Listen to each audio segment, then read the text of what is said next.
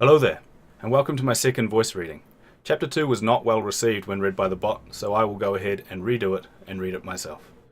Chapter 2. Blind Passion. Faster, Conrad yelled, urging his pupil on. Harder!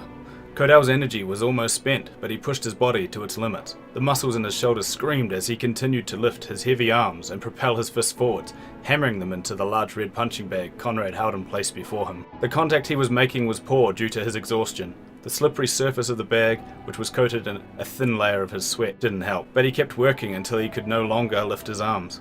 By the time Conrad finally told him to rest, he was meekly swinging his chest, flinging his fists feebly. On your back, instructed Conrad. Sit-ups, now. Really? Codell wheezed. Conrad balanced the punching bag against the gym wall and rolled out a thin blue mat. Smash this last set, he answered. Codell did as he was bid, and lay on the mat provided. At least he didn't have to use his arms for this exercise. He groaned as Conrad pressed his foot on his abdomen. Count 'em out, said Conrad. At the end of the set, Codell let out a grunt of achievement. He outstretched his limbs and felt his muscles throb while he stared up at the ceiling, sweat dripping from his brow, burning when it fell into his eyes. It would be a while until he was comfortable to stand up. But, as it always was with Conrad, there was no rest. Unceremoniously, he was sprayed with a jet of water. The coolness of it soothed his flushed face. Up you get, said Conrad, taking Codell's hand and helping him to his feet. I'll grab you a fresh bottle. Thanks, said Codell. It had been a long, hard slog these last few months. Early morning training sessions with Conrad after even earlier morning runs alone. He had, though, successfully kept to his training regime, which was an accomplishment all to itself. Are you using this? Asked the tall man, pointing towards the run-down shoulder press Codell was leaning on. Go ahead, said Codell, crossing the room to sit on a bench while he waited for Conrad to return. He watched as the tall man fiddled with the weights of the old machine. This gym was old, a small basement under a seedy pub in the slums of the city. There was little ventilation in the building, so the mouldy smell of sweat hung around, seeping into the dewy brick walls like an invisible stain. All the equipment was either out of service or temperamental at best. The people were good though, poor but kind and hard-working, like Conrad, a bartender by night and a successful personal trainer by day. Though Codell had the money to afford to attend a better gym, he didn't bother. It was Conrad he needed, nothing state-of-the-art about him. Here you are, said Conrad, handing Codell a bottle of water and taking a seat beside him. Cheers, said Codell, taking a long drink. So what do you think? Will I be ready for the bouts next week? It's what he'd been training for all this time, the chance to compete among his peers, to fight in the ring and test his capabilities. His exact reasoning behind targeting this vicious sport he couldn't quite recall, but ever since he had begun his preparation, the dull monotone which had become his life held a small dash of colour within every day. Hannah had not quite understood, but she was undoubtedly supportive. Conrad scratched his chin, well hidden under his furious red beard. Listen, Codell, he said in the thick Irish accent, you're fit, ain't no doubt about that, but my concern is how you take a punch. It's one thing to throw them out, and another to take one. Don't worry about that, said Codell, waving his hand, then suddenly wincing in the pain in his shoulder. I've taken plenty before. Well then, we shouldn't have a problem, said Conrad. He stood up and patted Codell firmly on the back of the shoulder, grinning as Codell recoiled. Will you and Hannah be by for a beer later? Codell got up as well, his legs a little wobbly. Not tonight. I imagine I'll be back at work late, again. It was often the case for Codell, working late to meet the demands of his job, to the detriment of his social life. Straight out of school, he had taken a role as an administrator at Power Corporation. Almost immediately, he had regretted it. Despite a comfortable income, there were variables in a job that could not be justified by the wage. In Codell's case, it was the company's questionable ethics and the man who ran it. Wayne Powers. He was a ruthless leader with an unrelenting drive for power and success. No one was expendable, not least Codell.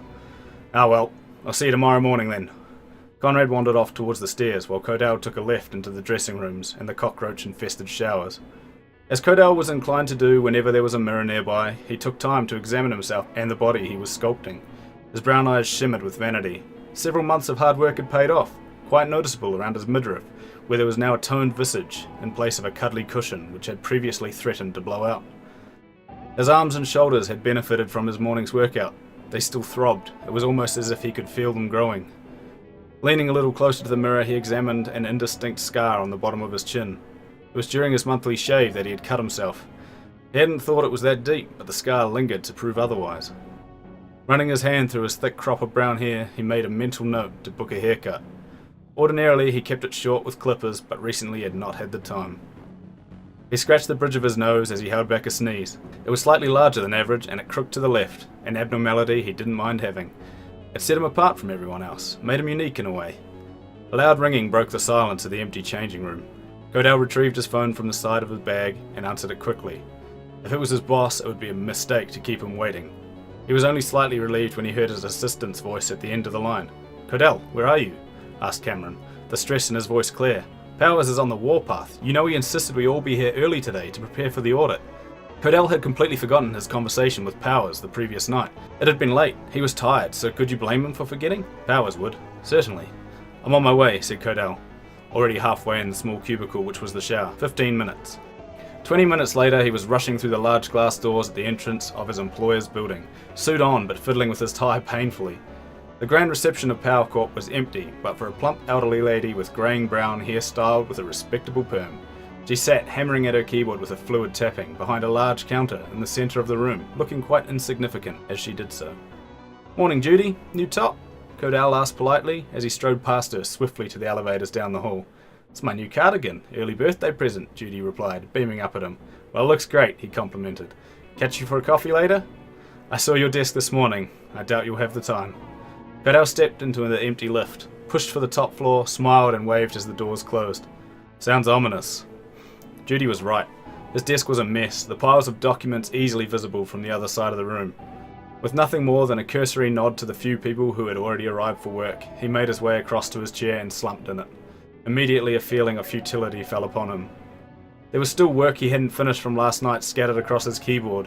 New post-it notes were stuck to his monitor covering old ones he had not completed yet. Neither the bright colours of the notes or the smiley faces punctuating work instructions from his colleagues made the task any less daunting.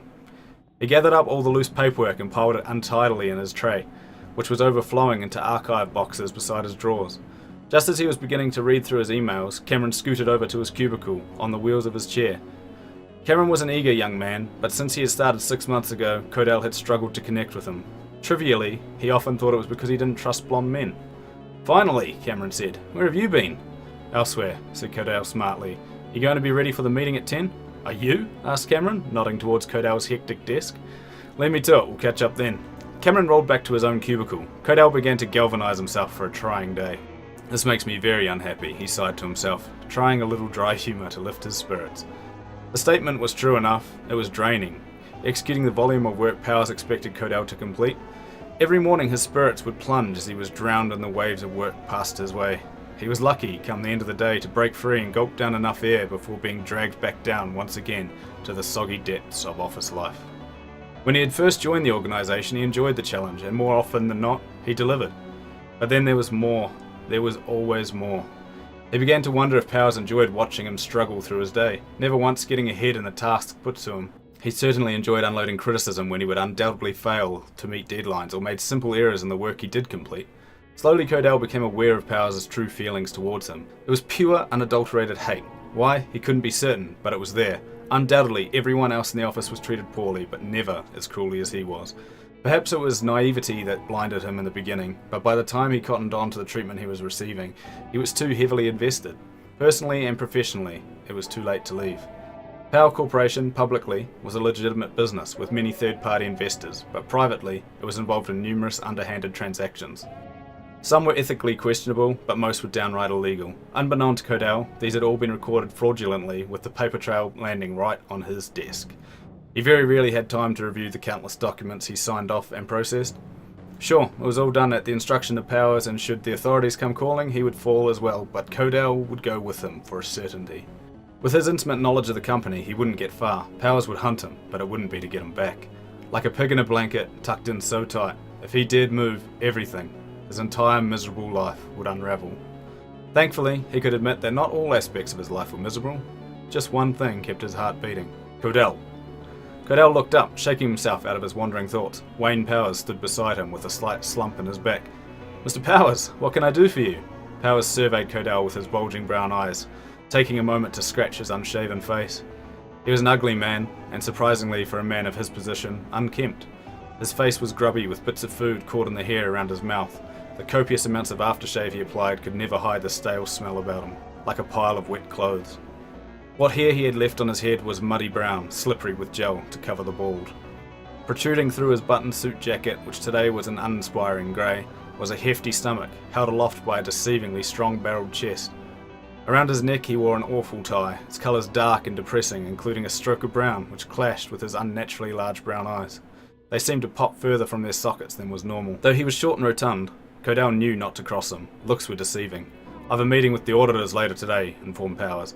"I'm expecting they'll want to go over a few things with you when they come in next week. Processes, mainly. Will you be ready for that should they ask?" "Sure," said Codell. "But if they want to see examples, I'm going to need to prepare, and at the moment," he gestured at his workload, "I don't really have the time." Powers' whiskers bristled. "Find the time." Codell rolled his eyes as Powers slouched away into his office. He called Cameron over to his desk and began distributing some of the tasks which required immediate attention. Over the course of the day, he and Cameron worked quite efficiently. Neither had any interest in small talk with the other, so the hours flew by. By late afternoon, they had gone through all of the previous day's work and now only had the boxes delivered earlier that morning to go through. "Listen, I'm going to head out for a quick coffee," said Cameron. It was almost 4 o'clock and they were just beginning on the first box. "Sure thing," said Codell, not turning away from his monitor. Cameron hesitated, then said quietly, You want anything?"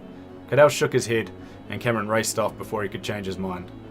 Through the windows, the sky was turning black as the sun disappeared behind the skyscrapers of the city. It looked like it was going to be a cold night as the rain clouds had well and truly settled in, the windows being buffeted by heavy winds. Codell kicked back in his chair and stared up at the mouldy grey ceiling, trying to focus his vision. After staring at a monitor all day, his head throbbed and his eyes ached. Small print scrolled in front of him as if he was still typing, but he knew the routine. Give it 5 minutes and his sight would return, like the ringing in your ears after standing too close to a speaker. A little while later, once he was confident he would be capable of driving, he opened his drawer and searched for his keys, thinking he'd leave early, considering all the work they had got through. As he rummaged for his keys through pens, paperclips and other office assortments which had found their way into his desk drawer over the years, he caught the scent of fresh roses and licorice. Instantly he knew what it was. He sat back up in his chair and grinned. Standing in front of his desk was the reason, above all else, he persevered. She was smiling at him with a hint of mischief in her magical green eyes. "What are you up to?" he asked. She was taking an awful risk coming to see him here, though he wasn't sorry she had come. Hannah simply stared at him and grinned, setting off her cute little dimples he loved so much. Codell gave her an obvious appraisal, looking her slowly up and down. It looked as though she was dressed for a night out. She wore a pair of silvery white stiletto heels matched with the black strapless dress he had given her for her birthday last year. Her dark red hair flowed gently down her back. She tossed a few strands over her shoulder as she leant down to give Codell a firm kiss on the cheek, leaving a print of bright red lipstick. He and Hannah had been seeing each other for almost a year now, and he knew, even in his youth, that he would love no one else. They were both young, only 22, but they had been destined to meet, and every moment he spent with her was nothing short of perfect. But Codell's life was anything but perfect, and sure enough, Hannah came with one drawback. There was one thing that would always stand between them, one thing that stopped them from submerging themselves completely in each other's lives. That one thing was Hannah's father, Wayne Powers. Of course he wasn't aware of his daughter's personal life, nor Codell's. In fact, he didn't know that they were on a first-name basis. He remained woefully ignorant of his daughter's feelings and let a man he hated become the single most important person in her life. Codell shuddered to think what would happen if he found out about them. He knew their relationship was putting his life at risk, and possibly Hannah's as well, but they were meant for each other. He'd fall into her arms at the end of the day and feel slightly less mundane, more human. The sensation of being as light as a feather, and for a while, carefree. "You crazy?" asked Codell. "Your dad's office is literally right there," he whispered, searching the office to see if anyone was watching, a little frightened but equally excited. Hannah did enjoy living on the edge. "Are you ready to go?" she whispered back. Codell made to get to his feet. "Let's hurry then, before we're seen." Said Hannah, pushing him back to his seat. "You're nuts," insisted Codell when she hitched her dress and straddled him. She was so close, it felt wonderful. He took a deep breath, inhaling her essence as her hair flowed over his face. Reaching round the back of his head, she fastened a blindfold. He felt the cool material come to rest on his eyelids. The darkness was oddly soothing. He thought he could hear movement around them, people walking by perhaps, or Powers barging in. But Hannah slid off his lap and took his hand, their fingers intertwining. "Come with me," she said, guiding him away from his chair. "You're the bravest person I know," he said, awkwardly making his way to the elevator, one hand outstretched feeling for objects unseen. "And a little scary," he added. "No need to be scared," she said. He heard the ring of the elevator as it reached their floor. "You've got me." She pulled him into the empty lift and kissed him as the doors shuttered to a close. Cordell was completely in the dark as Hannah drove them on, struggling with the sticky clutch in his Corolla. "So where are we going?" he asked, turning his head towards the driver's seat, though not seeing a thing through the blindfold. "We're nearly there. 5 more minutes." 5 minutes later, he felt the car slowing. Sneakily, he tried to peek from under the blindfold. Ouch! Hannah had hit him with a swift smack to the back of the head. "No peeking," she said, while putting the car into neutral. He heard Hannah's door shut and a few seconds later heard his open. He got out unsteadily, bracing himself on Hannah's shoulder. She led him up a flight of stairs. He heard the jingling of her keys as she opened a door. "Here we are," whispered Hannah, the sound of the door closing behind her. "Can the blindfold come off yet?" he asked, tilting his head back, attempting to see under. Hannah gently placed her hands either side of his face and pulled him close, stretching a little on her tiptoes, and kissed him. Cordell wrapped his arms around her and pulled her tighter into his embrace. She ran her hand through his hair, unfastened the blindfold and tossed it to the ground. He released Hannah and stepped back as his eyes adjusted to the light. He rubbed them like he did every day after work, and a few minutes later his eyes began to focus. Looking around, he took in his surroundings. Candles, strategically placed around the room, flickered from a slight breeze entering through a broken window above the head of his bed. In front of him stood Hannah, a little flushed around the face after their kiss. She truly was beautiful. Scattered around the floor were rose petals, as deep a red as Hannah's hair. On the bed, the duvet also had roses scattered all over it. It looked warm and comforting compared to the usual state Cordell left it in, or of course they were in his apartment. Hannah had gone through a lot of trouble tonight. Cordell smiled. Never in his life had he felt this way. Hannah was everything to him. "I love you," he said. Hannah returned Cordell's smile with a shy little grin and took a step towards him. She took his hand in hers and pulled it to her chest. She let out a deep breath, as though finally, with Cordell beside her, she was free. Not made to be what her father expected, or to be the person that hid her love and her true self. That is why she loved him. She could simply be. She looked into Cordell's dark brown eyes and pulled herself closer to him. She kissed him and pulled him down on top of her. They landed with a little spring and a squeak on the rusty framed bed. Lying there in each other's embrace, both Cordell and Hannah's hearts filled with happiness. This is the way it should always be. Sweet, that is the end of chapter 2. I hope you enjoyed it and look forward to chapter 3 in a couple of nights' time.